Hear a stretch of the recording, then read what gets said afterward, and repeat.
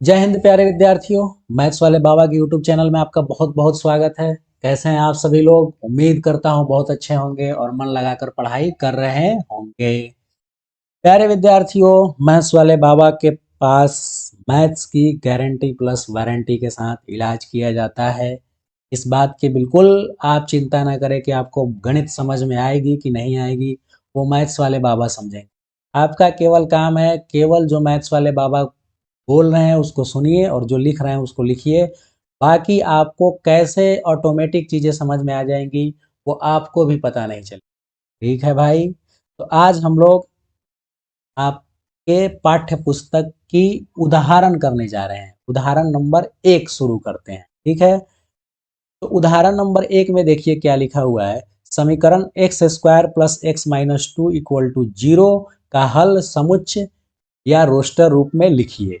ये किस रूप में दिया हुआ है? यह समुच्चय निर्माण रूप में दिया हुआ है और आपको किस रूप में लिखना है? रोस्टर या सारणीबद्ध रूप में लिखना है। अब x square plus x minus two equal to zero है। आप लोगों को यह समीकरण हल करने तो आता ही होगा, क्योंकि अभी तक आप 9th और 10th क्लास में केवल इसी प्रकार के समीकरण को हल किए होंगे और थोड़ा बहुत नहीं, थोक भाव में किए होंगे, खुदरा भाव में नहीं। ठीक है, बात समझ में आ गई कि नहीं? तो चलिए इसको हम हल करते हैं। हम तो हल कर ही रहे हैं, आप भी देखिए और हल कीजिए। इधर एक्स प्लस टू और इधर आ गया एक्स माइनस वन। अब x जब बाहर निकलेगा तो ये प्लस टू का है, ये आएगा तो हो जाएगा आपका माइनस टू और ये हो जाएगा आपका माइनस है तो ये हो जाएगा वन। मतलब जो मेरी वैल्यू निकल के आई वो आई -2 और 1। और इसको किस रूप में लिखना है? हमें रोस्टर रूप में किस रूप में लिखना है? रोस्टर रूप में। रोस्टर रूप में लिखना है तो इसको हम इस तरह महिला कोष्ठक के अंदर और -2 कॉमा 1 लिख देंगे, हो गया है। बहुत सिंपल है, बात समझ में आ गया ना? समीकरण x square plus x minus two equal to zero का हल समुच्चय रोस्टर रूप में लिखिए। हम क्या किए, समीकरण को हल कर दिए और जो आंसर आया उसको महिला कोष्ठक के अंदर लिख दिए, हो गया रोस्टर रूप। प्रश्न आप समझ गए होंगे, बहुत ही आसान है, ये समीकरण तो बहुत ही हल किए हैं आप। दूसरा प्रश्न देखिए क्या कह रहा है। समुच्चय x कोलन x एक धन पूर्णांक है और एक्स स्क्वायर लेस देन 40 है, 40 है। एक्स स्क्वायर क्या है? छोटा है 40 से, को रोस्टर रूप में लिखिए।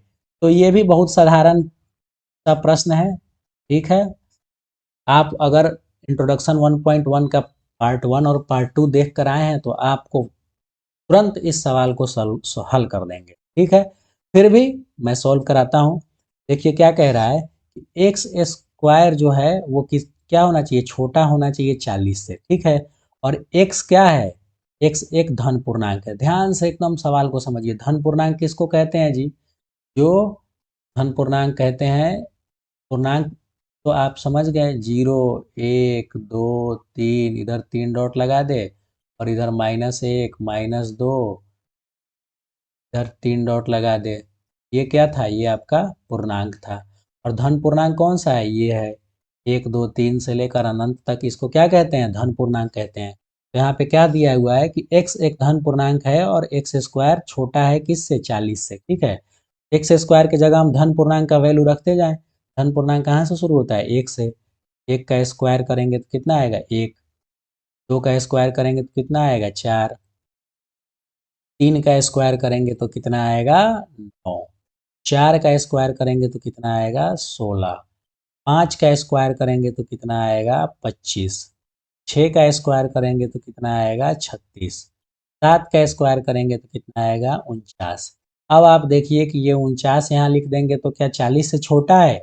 नहीं है, 40 से बड़ा है 49, इसलिए 7 वाला मान ही होगा। ठीक है, कहाँ तक होगा? 6 तक ही होगा। अब यहाँ 1 रखेंगे तो 1 का स्क्वायर क्या हो जाएगा? 1। 2 रखेंगे यहाँ तो 2 का स्क्वायर 4। 3 रखेंगे तो 9। 4 रखेंगे 16। 5 रखेंगे 25 और 6 रखेंगे तो 36। 7 जैसे ही रखेंगे यह क्या हो जाएगा? गलत हो जाएगा। ठीक है, तो किस रूप में लिखना है आपको? रोस्टर रूप में। फिर रोस्टर रूप में कैसे लिखते हैं? महिला कोष्ठक के अंदर और लिख दीजिए 1 2 3 4 5 गया हमारा आंसर। समझ में आ गया ना? समझ में आ गया जी?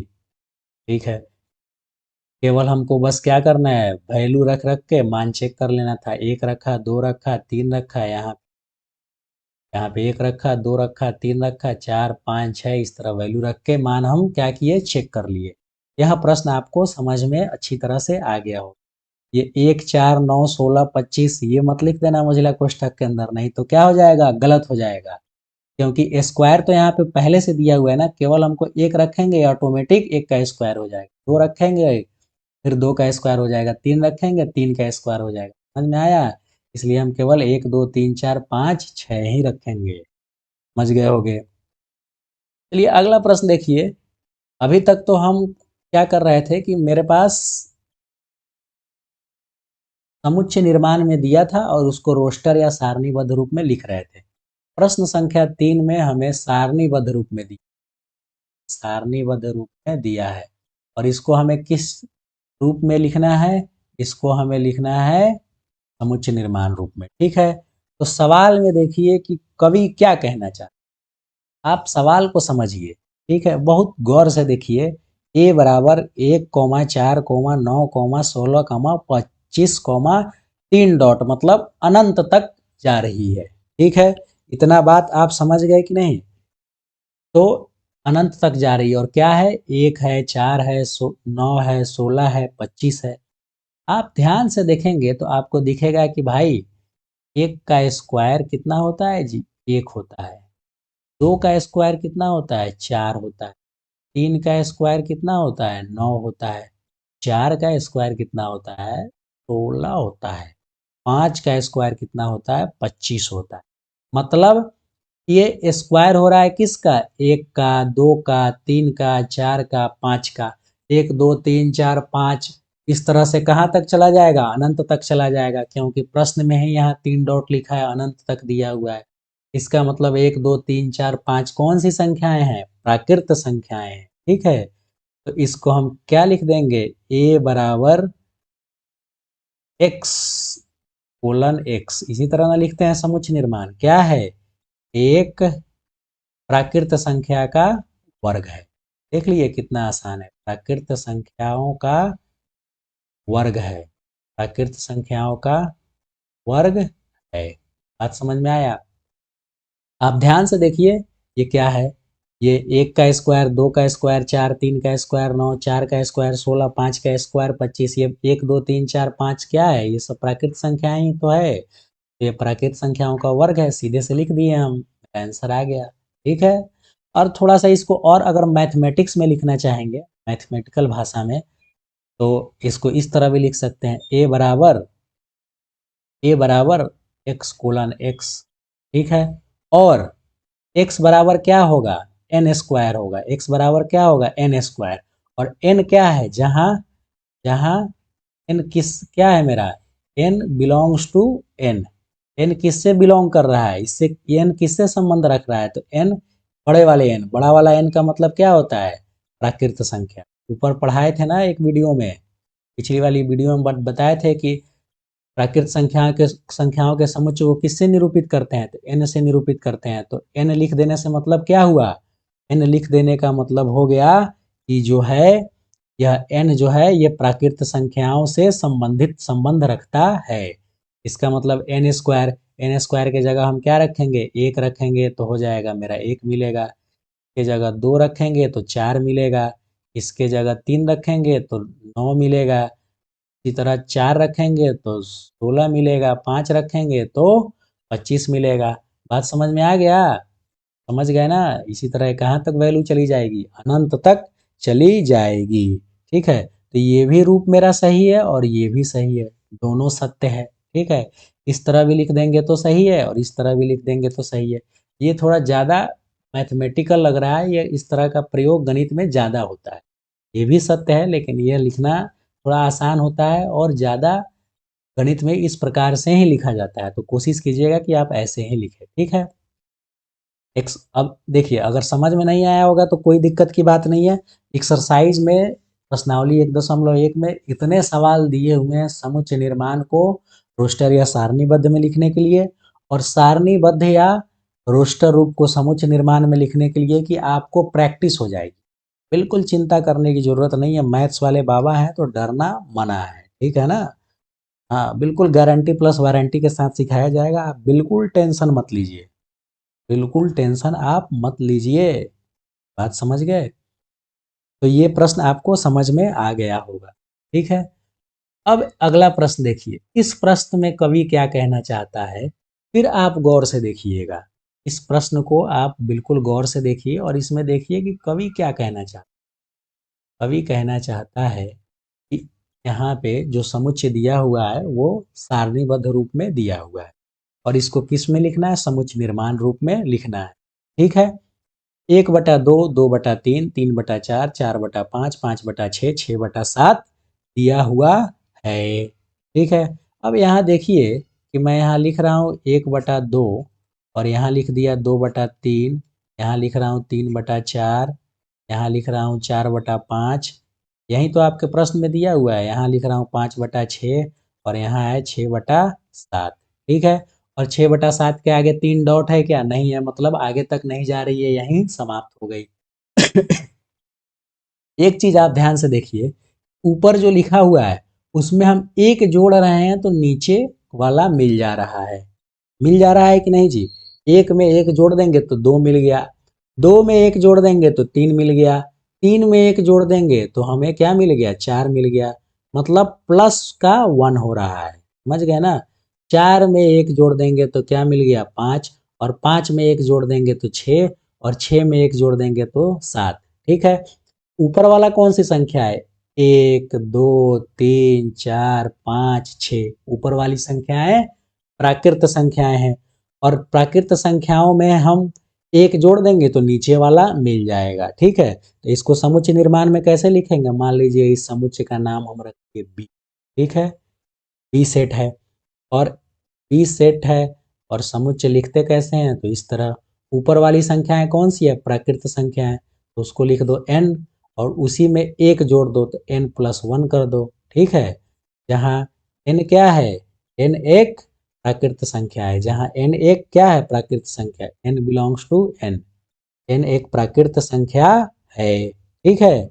और n का मान कहाँ से कहाँ तक जा रहा है? n का मान जा रहा है, ये वाला 1 से शुरू हो रहा है और कहाँ तक जा रहा है? 6 तक जा रहा है, 1 से शुरू होके 6 तक जा रहा है। बात समझ में आ गया? इसका मतलब क्या हुआ अभी हम समझा, पहले ये समझ लीजिए। देखिए ऊपर क्या है? n/n+1 का मतलब क्या हुआ कि ऊपर हम n का जो वैल्यू रखेंगे उसमें ऑटोमेटिक नीचे +1 हो जाएगा, ठीक है। जैसे ऊपर हम 1 रखेंगे, ऊपर 1 रखेंगे तो नीचे क्या होगा? 1 + 1 बराबर 1/2 हो जाएगा, ठीक है। ऊपर 2 रखेंगे तो नीचे क्या हो जाएगा? 2 + 1 बराबर क्या हो जाएगा जी? 2/3 हो जाएगा। ऊपर 3 रखेंगे तो क्या होगा? नीचे 3, ऊपर रखेंगे 3 तो होगा 3, और नीचे 3 + 1 4, तो 3/4 हो जाएगा। ऊपर 4 रखेंगे, ऊपर 4 रहेगा और नीचे 4 + 1 5 हो जाएगा, 4/5। ऊपर 5 रखेंगे तो नीचे 5 + 1 6 हो जाएगा, 5/6। ऊपर हम 6 रखेंगे तो नीचे 6 + 1 7 हो जाएगा, 6/7, ठीक है। यहीं तक तो है मेरा, यहीं तक मेरा खत्म हो गया, ठीक है। अब ये क्यों लिखे हैं, ये वाला चीज हम क्यों लिखे हैं, इसको आप बात समझिए। इसलिए हम लिखे हैं क्योंकि हमारे आगे 3 डॉट नहीं लगा हुआ है। आप कहेंगे सर प्रश्न उदाहरण नंबर 3 में तो आप नहीं लिखे थे, इसलिए नहीं लिखे थे क्योंकि यहाँ पे 3 डॉट लगा हुआ था और ये चीजें कहाँ तक? अनंत तक जा रही थी, ठीक है। अनंत तक जा रही थी, इसलिए हम नहीं लिखे थे। यहाँ पे चीजें अनंत तक जा रही है क्या? नहीं, यहाँ पे तो यहाँ समाप्त हो जा रही है, आगे 3 डॉट नहीं लिखा है। इसका मतलब यह अंतराल लगाना मेरा जरूरी है। क्यों जरूरी है? क्योंकि क्योंकि 1 से शुरू होकर और 6 तक हमारी चीजें खत्म हो गई, ठीक है। तो ये क्या है? ये जो n है, मेरा n है, वो कैसा होना चाहिए? 1 या 1 से बड़ा। ये इक्वल टू नीचे लगा देने का मतलब होता है कि इसको भी हम शामिल करेंगे और इसको भी शामिल करेंगे। इधर इक्वल टू लगा देने का मतलब है इसको भी शामिल। n का मान क्या होना चाहिए? 1 से बड़ा होना चाहिए, 1 या 1 से बड़ा होना चाहिए, और 6 या 6 से छोटा होना चाहिए। एक या एक से बड़ा, एक रखे हैं तभी तो हमें 1/2 मिला है। ठीक है, तो एक हम लेंगे, इसलिए यहाँ पे नीचे ग्रेटर देन इक्वल टू लिखे हुए। ठीक है, ग्रेटर देन इक्वल टू लिखे हुए हैं। ठीक है, अब हमारी एन की वैल्यू क्या होनी चाहिए? एन की वैल्यू हमारी एक से बड़ी होनी चाहिए, और कहाँ से? 6 से, 6 या 6 से छोटी होनी चाहिए। एक या एक से बड़ी और 6 या 6 से छोटी होनी चाहिए। बात समझ में आ गया? इसलिए हम यह अंतराल लगाए हैं। वैसे आप आगे चल के ये अच्छे से सीख लेंगे अंतराल कैसे लगाया जाता है। ठीक है, बिल्कुल चिंता मत कीजिए, अभी इतना ही ध्यान ध्यान रखिए आप कि एक या एक से बड़ी हो और 6 या 6 से छोटी हो। हमारी वैल्यू इसके बीच में ही रहेगी इस प्रश्न के लिए। ठीक है, आप समझ गए ये इस सवाल में क्या कह रहा है? इस सवाल में क्या कह रहा है, बहुत ध्यान से आप देखेंगे तो आपको ऑटोमेटिक समझ में आ जाएगा चीजें। यहाँ देखिए, आपको पैटर्न समझना है। ठीक है, पैटर्न 1/2, 2/3, 3/4, 4/5, 5/6, 6/7। तो आप देख रहे हैं नीचे से एक ज़्यादा हो जा रहा है तो दिमाग लगा दिए, ऊपर जो लिखा हुआ है उसमें एक ऐड कर देंगे तो नीचे वाला मिल जाएगा। ऊपर वाले को हम प्राकृत संख्या मान लिए, हैं ही, मान क्या लिए, और उसमें एक जोड़ दिए तो नीचे वाला मिल गया। ठीक है, बात समझ में आ गया? यह प्रश्न आपको अच्छे से समझ में आ गया होगा। अब देखिए, अब मिलान करना है। ठीक है, तो मिलान करना बहुत ही आसान होता है। यहाँ पे देखिए PRINCAL है, इसका मतलब क्या हुआ? इसका मतलब यह हुआ है कि कहीं पे देखिए PRINCAL लिखा हुआ है इधर। हाँ भाई, यहाँ पे लिखा हुआ है PRINCIPAL लिखा है। इसको ये 2 बार P है तो इसको एक बार P वहाँ पे लिखा हुआ है। बात समझ में आ गया? तो एक का मिलान किससे हो जाएगा? एक का मिलान हो जाएगा, पहले वाले का मिलान हो जाएगा डी से। पहले वाले का मिलान किससे होगा जी? डी से होगा। अच्छा, अब देखिए पहला वाला का तो मिलान हो गया। अब दूसरा वाला देखिए, जीरो दिया हुआ है। जीरो देखिए, जीरो किससे किससे मिलान होगा? जीरो देखिए यहाँ पे x+1 = 1 है। अब इसको हल करेंगे तो क्या होगा? ये वाला ये किधर आ जाएगा? x - x बराबर क्या हो जाएगा? जीरो। तो दूसरे वाले का मिलान किससे होगा? दूसरे वाले का मिलान होगा मेरा डी से। ठीक है, समझ गए? दूसरे वाले का मिलान किससे होगा? सी से होगा। पहले वाले का डी से और दूसरे वाले का सी से। तीसरा वाला कौन सा है? 1 2 3 6 9 18 है। तो देखिए क्या है, सिंपल सा एक धन पूर्णांक है तथा 18 का भाजक है। तो 18 का भाजक कौन कौन सा है? 1 2 3 6 तो है। तो इसका मिलान किससे हो जाएगा? ए से हो जाएगा।